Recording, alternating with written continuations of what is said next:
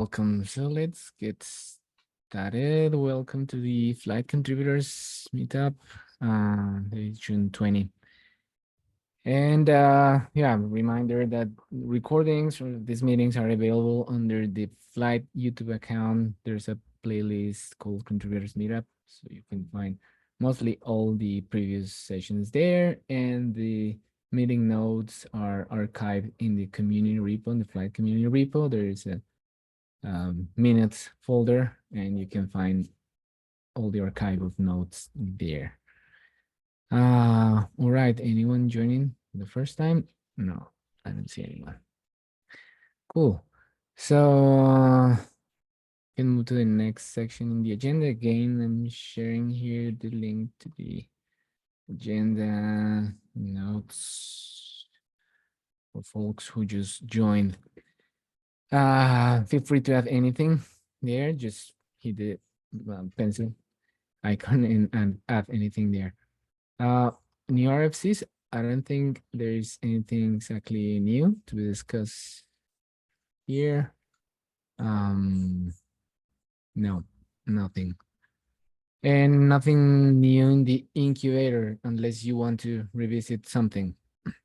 Is there anything in the RFCs incubator? David, I think it's worth mentioning Robert and I, we had a meeting last week, and with regards the RFC that we ended up closing. So the result of that meeting is that there is a path forward for the technical problem that we identified. And being super specific here, we wanted to have a way of ensuring that going forward we would be able to apply the middleware to all Flyte admin endpoints. And I'm on the hook for providing a compile time solution that we're gonna adopt to unblock the RFC. So the actual implementation of the middleware, Robert will upstream because he's been running this internally at Mercedes, but I will be contributing this little bit of code that will allow us to at least have this compile time protection. So once that is in, the idea is to move the RFC back to the final review period. I think that's what's called. All right. I just wanted to leave it, here. That's great news. And yeah, thank you both for finding a path forward. That's great. So yeah, anytime the upstream contribution is there, we can move the RFC back to the final comment period. I think it's good. Awesome. Eduardo, could you say a sentence about what compile time protection means? Like a check, basically, that we don't add a new endpoint that is not covered by this middleware, or what does it mean? Yes. So essentially, if someone adds a new endpoint and they don't modify that check, Flyte admin will not compile. Okay. And it's a very low level tag, Fabio. You like, if you are interested, when I get the PR out, I can tag you. But essentially, we're gonna manually list all the endpoints and have a common interface, so that if someone adds a new endpoint and we try to instantiate an object of this new type, if there's a new implementation of the new endpoint in the other use of the interface, Flyte admin. There is a way to. So is there a way? Is there an interface, like an abstract interface for Flyte admin that is implemented a bunch of times, and there is a way to get all implementations for that compile time? That's what you're saying, and then we can check whether there is a new one that is not covered yet. Is that correct? We are gonna list, yeah, essentially there'll be excuse me, a common interface.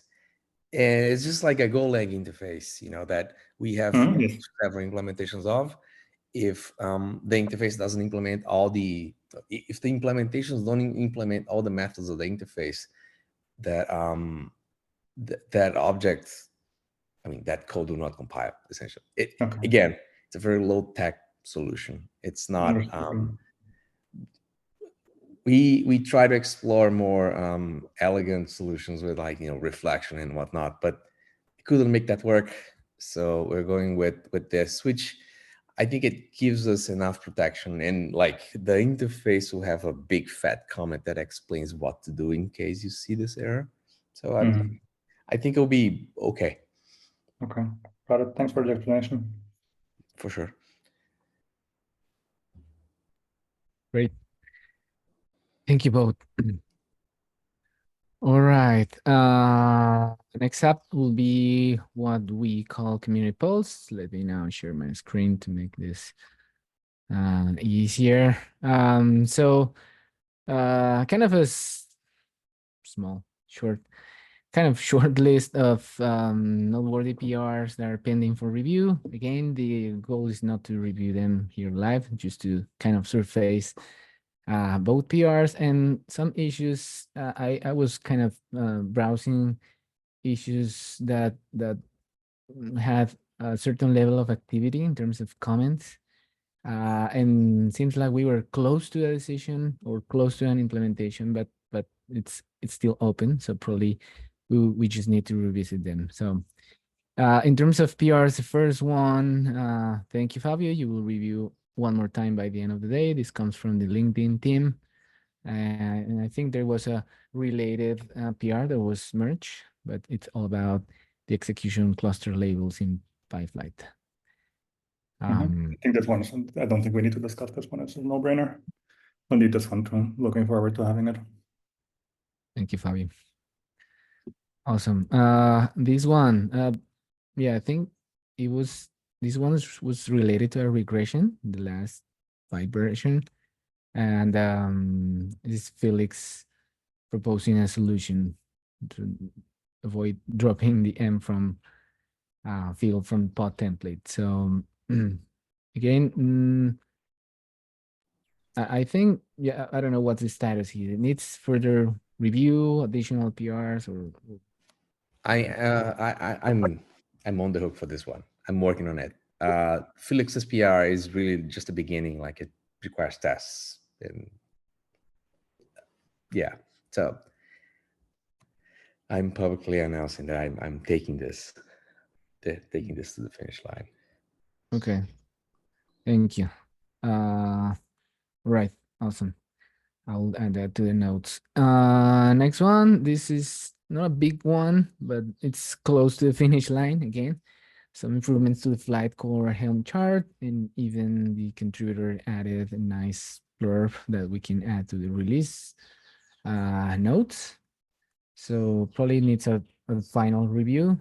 I think it was Yi who was active there, but I'm happy to give it also a final review. So if you're around and have time, great. If not, I can help get this to the finish line.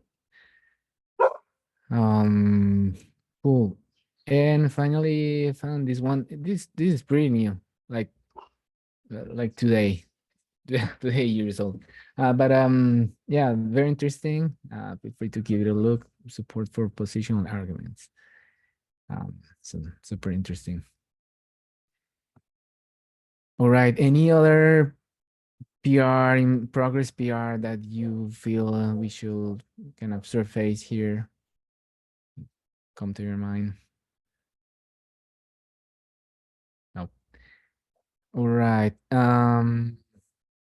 Active issues that probably need further discussion or reviews. This is not exactly recent, but we had a interesting discussion there, and is how the task config override is broken. Is this still the case? I don't know, Fabio. Yeah, that's still the case. The other ones work now, but for the task node override one is, at least when I tried, it's completely broken. It doesn't, like some of them worked with PyFlyte run, but not with PyFlyte register. This one appears to work with neither, from what I can tell. It's also not easy to fix because we don't send the task template to the backend, but we first, sorry, the task config to the backend, but we first kind create this task template from that contains part of the task config, and then that is sent to the backend, but we don't have access to that in the node.py where we apply the overrides. It's yeah, I would be interested in if there is a way to fix it, because we would really like to use that. And it would require some refactoring, I think, either how things are sent to the backend or what we can access in the overrides. But actually, if we had access to the task in the overrides, then we could just have an override task template and send that to the backend. And we wouldn't have to change how the task config is sent to the backend. Or we need to send the task config to the backend instead of merging it into the task template in FlyteKit. Do that in the backend, that would also work. Or we just delete it from the overrides and say this is not supported, would also be an option. But right now it's broken, it doesn't work, so we shouldn't leave it like that.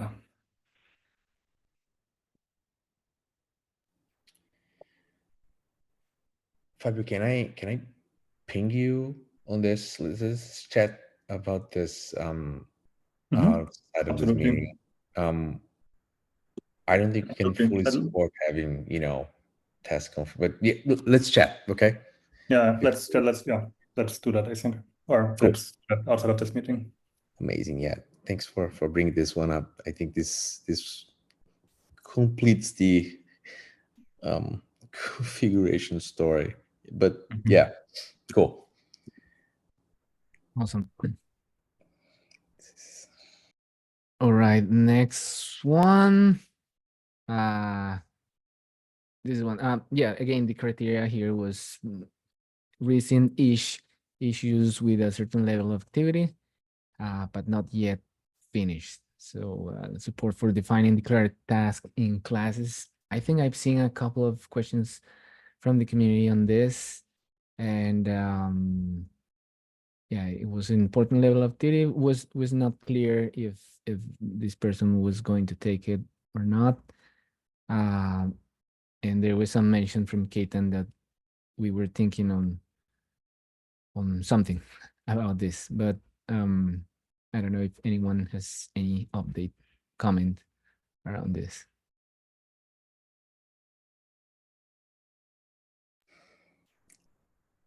No, I think I'm not Ketan sure what tried.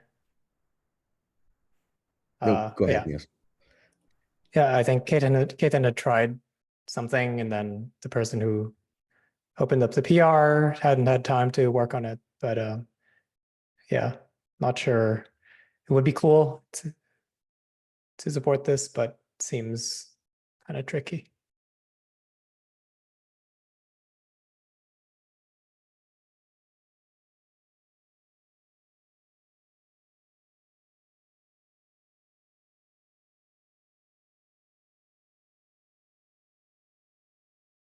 Okay.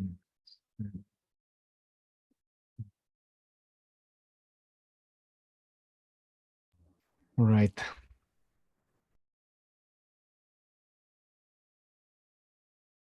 Can you hear me? I'm having connection issues. Sorry. Okay. Yep. Oh, sorry. So assuming I didn't miss anything, it seems like it needs an owner because it's not an easy one, right? Also, maybe we should talk about whether we it needs somebody to really champion it, in my opinion, because I think it's not such a good idea.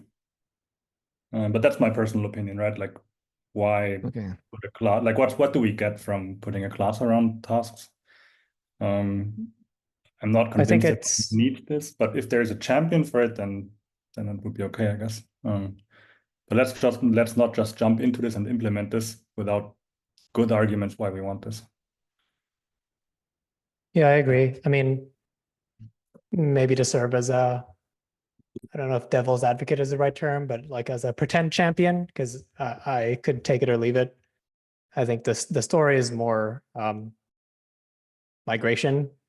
Like, I think there are potentially many folks who organize their code as classes, and to just have an entry point as a method that's basically an entry point of a task, a Flyte task, would ease that.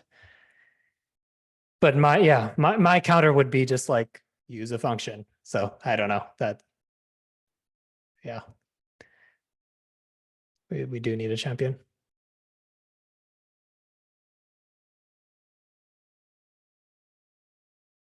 Got it. Yeah, it's a champion. Great. Yeah, I switch off video because I'm having serious connection problems here at my end. Hopefully it helps.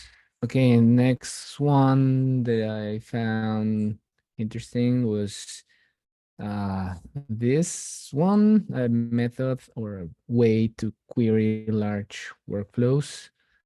Again, there was a good amount of discussion, and I think there was a reference to another issue, but nothing concluding yet. And there is a workaround that Tom is using right now. But yeah, again, if you have any comments, feel free to do it now or in the issue itself. I agree with the necessity for that. We have a CLI that does that, and it starts like a process pool and then queries the status of the individual node. That's quite painful. Would be nice if there was an easy way to get the status. I agree with the need.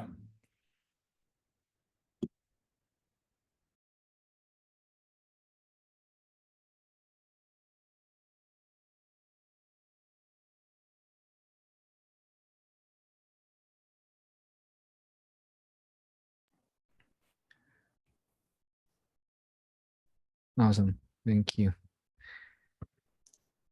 All right. And finally, yeah, not commented a lot yet, but we're discussing. Thank you, whoever brought this up. Union types failing.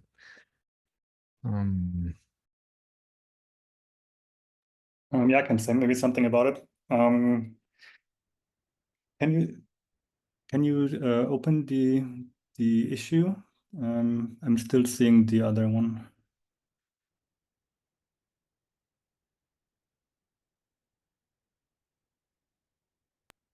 Yeah, same. I think internet for drop frame. Let's wait a second.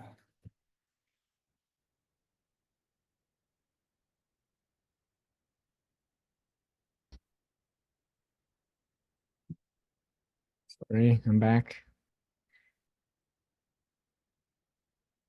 Can you hear me? Yes. Cool. Yeah, so the last one on the list was this one. I will leave this here in the chat, and not super commented recently, but we're discussing, as I think Fabio Yeah, I said. opened it yesterday. So it's a rather new one, but I still wanted to discuss it to gauge whether somebody has an idea how to fix it. Shall I share the screen, or can you, David? Yeah, please do. I'll move to a different part of the house.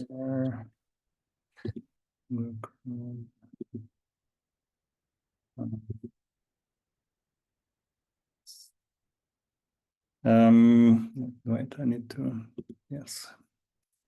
Allowed to. Okay, no, I can't. I need to reopen Zoom to be able to share the screen. Can somebody else please throw it on the screen?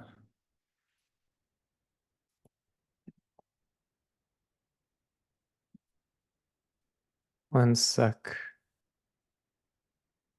Okay. And then which one are we talking about? Sorry, got lost a little bit. Union types fail for example, two data classes. Oh yeah, okay.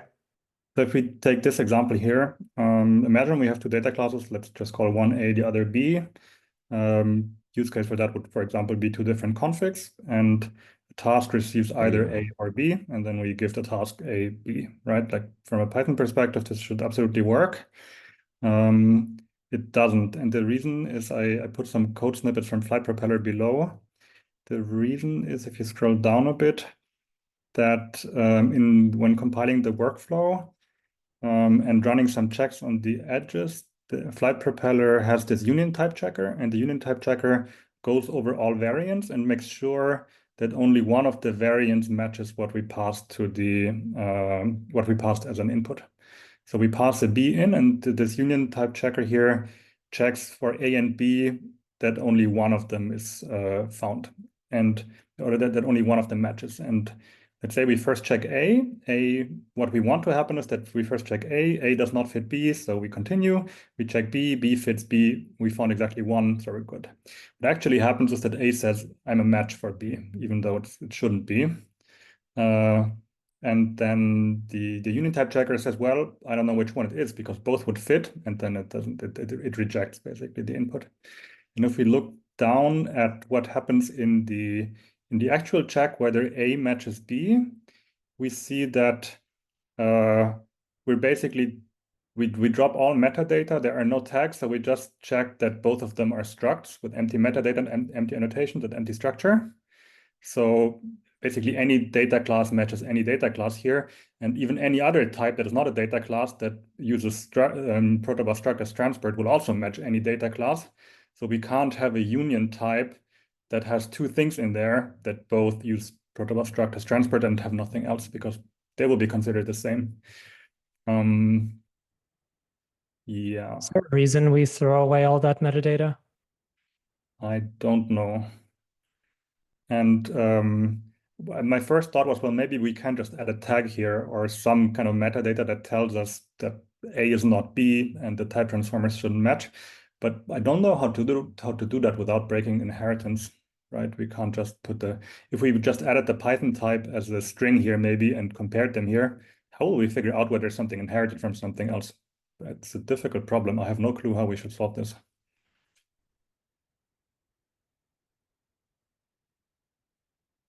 I feel like we can apply that statement to any data class related issue.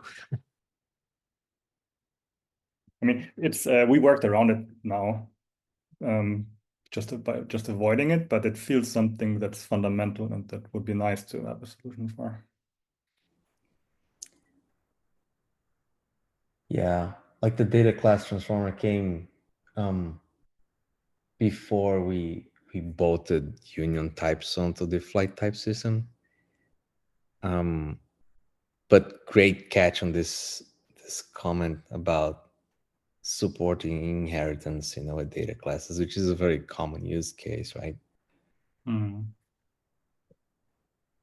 mean, can't the metadata contain any arbitrary thing? I don't want to maybe discuss solutions, but it seems like we can use this metadata field to like cram in any information we want, right?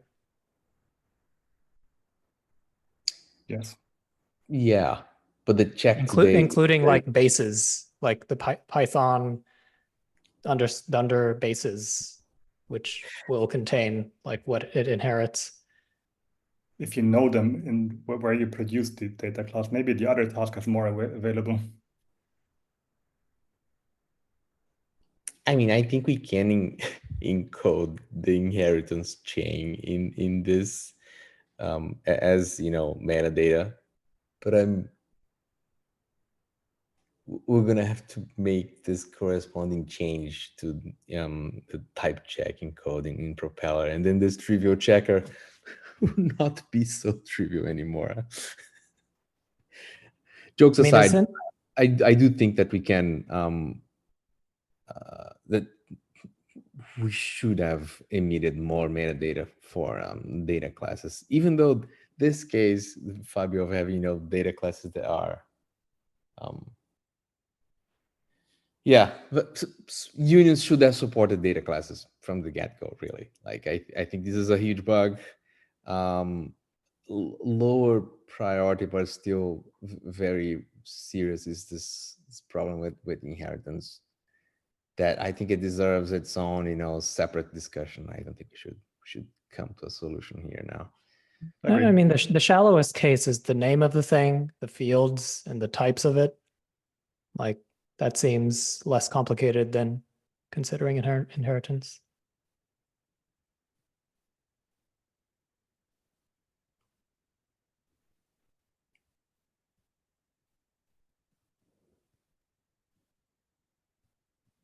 Okay.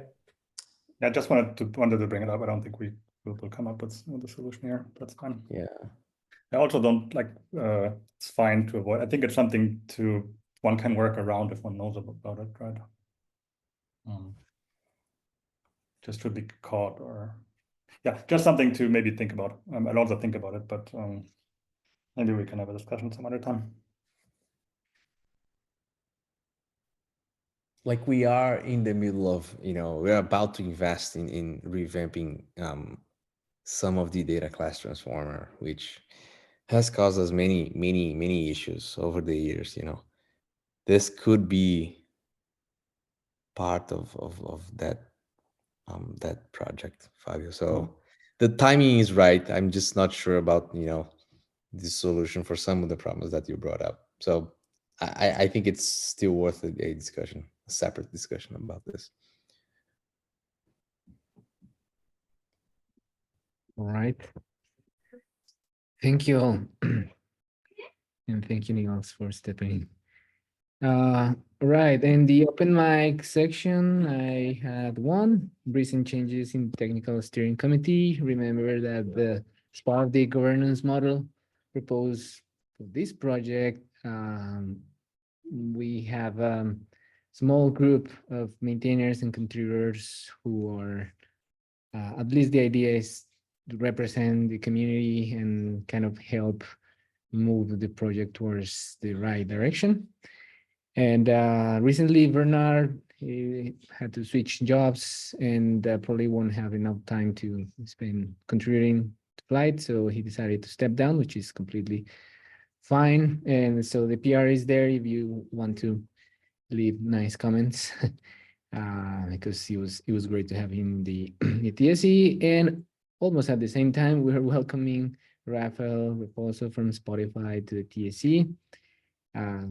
We hope the experience is positive for you and your team, and yeah, in any way you can help the community to grow and mentor probably new contributors, it will be interesting. So thank you for stepping in, Rafael.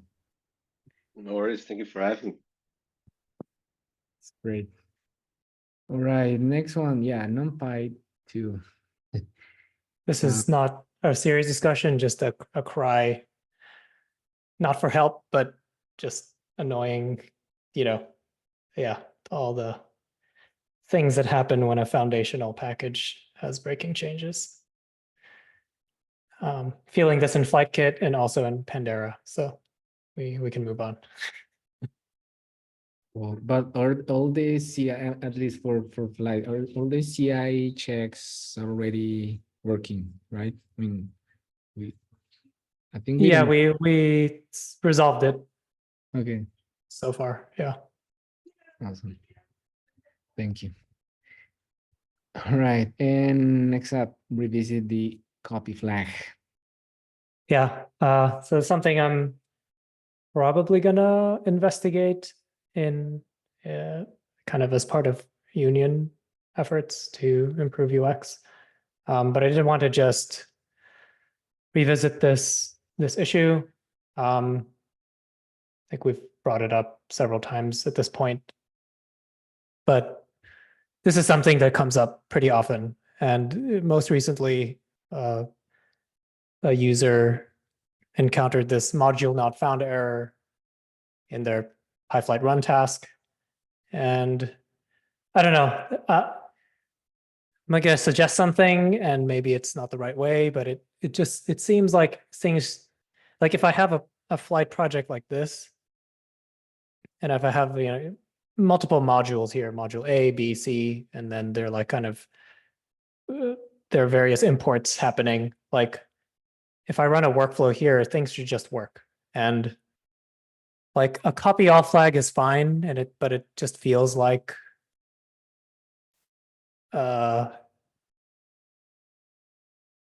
unnecessary thing that I need to think about and discover as a new user. So my thought today, and which might change, is like, can't we just ship all of this code by default? And if there's like a file, a large, like several gigabyte file in here to say, hey, there's a size limit to whatever pyflyte run can package. Here's the offending files. Add them to git ignore or delete them if you had them here by mistake. But I feel like there's not much cost to just shipping a bunch of code as part of fast registration and like having this just work out of the box without any additional flag. So that's my Also, today. I want to add one thing there. Last week we got this contribution from Daniel Solo, which I think it's in the call. Anyways, now we have our very own flyte ignore file that works very similar to git ignore and docker ignore files. So those two could work well together if you are familiar with the concept, of Docker, of ignore files, obviously. But also, I don't think you were suggesting we change the default behavior of, run, register, and all the CLIs to copy by default, right? I sort of was. Yeah. I know there's probably a lot of even more foot guns potentially there, but like I would be fine also. I would be happy with a better module not found error message. But it just seems to me as a, I guess, orchestration tool, like so many other orchestration tools have a lot of different opinions, and like usually you'll write them as a single file, and that's the happy path. But I feel like Flyte can differentiate itself by kind of working better in this way. Again, a better error message would be fine, but it seems like yeah, it's a surprising thing to not include source files in a package or in a Flyte project.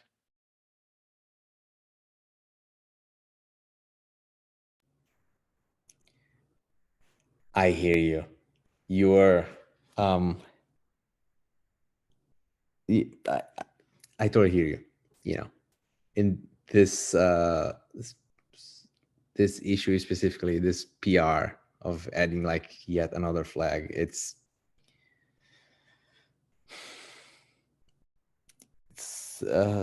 what do you say? It's like a symptom of the problem that you're trying to solve, right? Yeah. Open to other solutions as well. And if we need to make the, like, which is why I suggested the git ignore solution, or like the size limit solution, because I think we already do all this logic to find like the root of a project, right? Like the first non-init directory or something. So I feel like, yeah, I don't know. Yeah, I think I've said my piece already.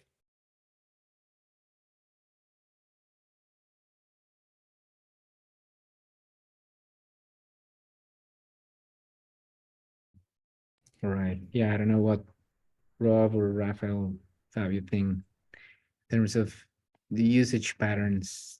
What do you think about a potential copy flag by Flyte? I put my reply in the chat. I feel if we want to do it automatically, I'm worried that it's brittle, that we detect the wrong package and then end up copying the home folder, and then we have 20 gigabytes and then it's slow and nobody knows why. I feel like another flag is not a catastrophe. If you want to inject another package, I feel like it's an okay price to pay to specify that in the CLI. Maybe we shouldn't call it copy, but additional package or something like this. Yeah. I feel like it's not only copying, right? It will also have to adapt the Python path. So it's not only copying, or it will have to. I think, in all of our images, we Or am I saying this correctly? I think we do include current working directory and /root. But if you're building your own Docker images, you have to do that yourself. But yeah, okay. I think this, I'm fine with this solution. Maybe the specific name can be slightly different, but the coupled with the error message, I think that'll be a better user experience than we have today. I can say at least from the Java side, with Flyte Java, we do automatically try to figure this out and upload the jars. And yeah, it is rare, but depending on the complexity of the workflow, it can be a bit error prone where the proper jar does not go to the meta.env file, and then it doesn't get picked up. So yeah, another flag should be fine at least. Okay.